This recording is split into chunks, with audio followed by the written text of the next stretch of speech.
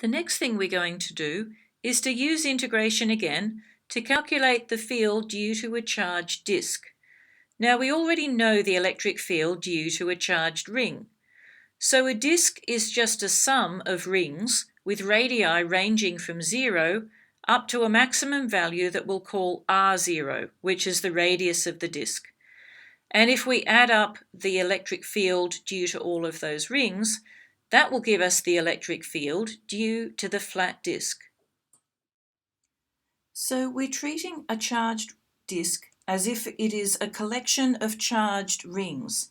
We're going to be looking at the rings individually, and then we're going to add up the effect of all those rings as we go from the center of the disk right out to R0, which is the radius of the disk. So we have the charge density on this disk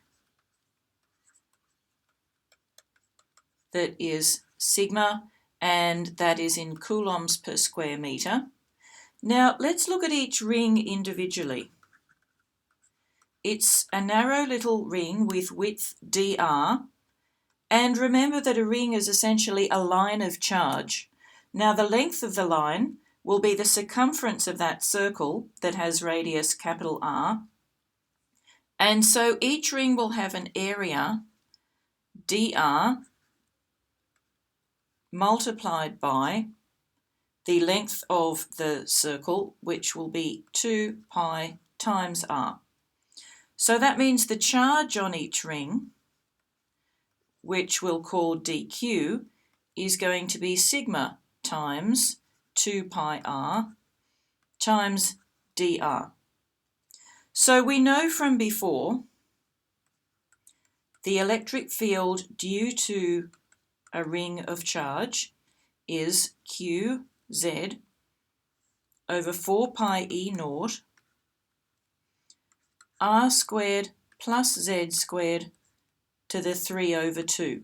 And it is in the z direction. We have already worked out that there's no horizontal component to that.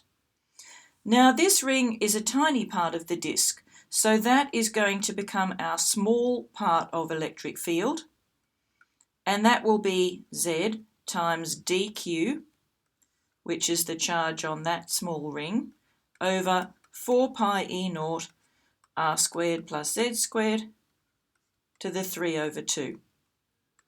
And when we put in what dq is, we now have that is z times 2 pi sigma r dr over 4 pi e naught r squared plus z squared to the 3 over 2, and we can simplify that down a little bit, and we also now want to integrate the whole thing, so let's add up all of those, and putting in what dE is, we have z times sigma, the 2 pi cancels with the 4 pi down there, we have r dr.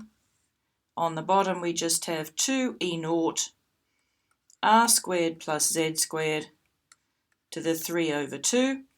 And we're going to integrate this from the center of the circle, where the radius is 0, out to the edge where the radius is r0. So we'll continue on the next page. So putting the constant terms out the front, we now have that E equals sigma z over 2 E naught integral from 0 out to r0 of r over r squared plus z squared to the 3 over 2 dr. Now, I'm just going to run through some basic rules of how to integrate. Don't worry if you don't really follow it. I just want to show it for the sake of completeness with the working. So this is not a particularly easy integral, but we're going to make it simpler by doing a substitution here. Let's just pick capital X is going to be r squared plus z squared. Now, then dx dr, if we were to get the derivative, and just bear with me here, what I'm going to show is that dx is going to be 2r times dr, if I were to bring that dr over to the right-hand side. And the other thing is that if we are integrating anything to the power m, then what that will be is just raising the power by 1. So x to the m plus 1, and then we divide by m plus 1. So doing that with our capital X, given that we now have the integral of a half x to the minus 3 over 2 dx when we put x into that equation, and then we get that that will be a half, raising our power by 1, x to the minus a half, divide by minus a half, and that equals minus x to the minus a half, because the halves have cancelled out, and that is 1 over square root of x. So putting that together, getting back to our electric field, we have our constant terms at the front, and we multiply it by substituting now r squared plus z squared for x. It now doesn't look nearly so bad. We have 1 over square root of r squared plus z squared, and we evaluate that for r0 minus 0, and I'll do that over the next page. So we're on the home stretch here. We have E equals sigma z over 2 E naught multiplied by minus square root of 1 over r squared plus z squared. And that is evaluated at r0 and then subtracted for 0. So bring the minus out the front. We have minus sigma z over 2 E naught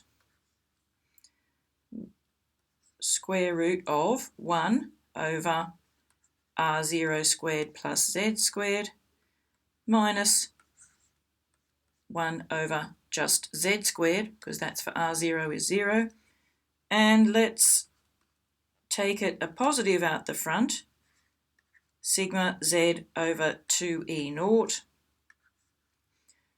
1 over square root of z squared, which is just z, minus 1 over square root of r naught squared plus z squared, and I will put the z in the brackets, so I have sigma over 2E naught, 1, which is z times 1 over z, minus z over r naught squared plus z squared.